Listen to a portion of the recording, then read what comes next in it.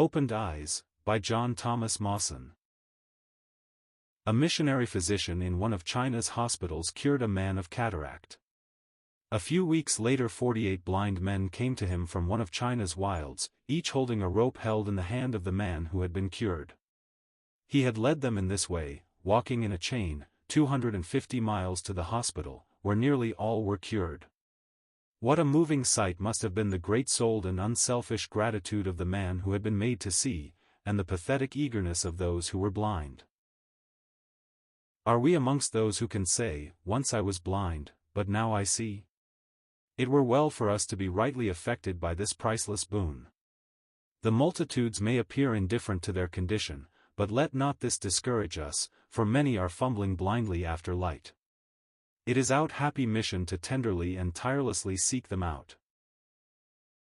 The Chinaman, himself a witness to the skill of the physician, and full of gratitude for sight restored, would doubtless seek out his 48 friends one by one, and it is here that the test comes to us.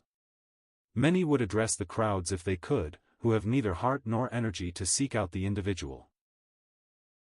We have a striking example of the keenness and character of divinely given spiritual sight in the early chapters of the Acts.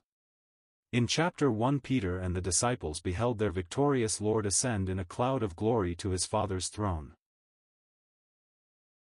In chapter 2 they lifted up their eyes upon the multitude and saw them fall, under the power of the truth, at the feet of Jesus, as the full ripe grain falls at the swing of the autumn sickle.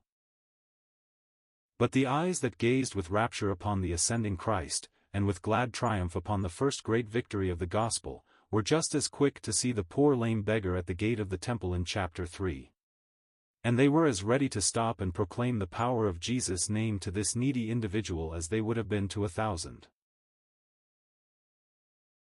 How well repaid were they for this care for the man, for he leaping up stood, and walked, and entered with them into the temple, walking, and leaping, and praising God. And all the people saw him walking and praising God, verses 8-9.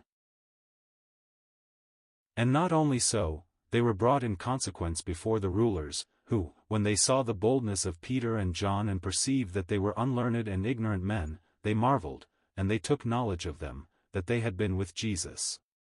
And beholding the man which was healed standing with them, they could say nothing against it. Chapter 4:13-14.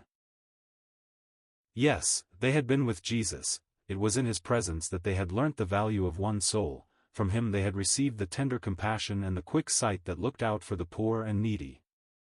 They followed him, and, true to his word, they became skillful in the art of catching men. God give to us fuller and clearer visions of his glory who has gone to the top, that our eyes may be more ready to see, and our hearts to meet, the need at the bottom.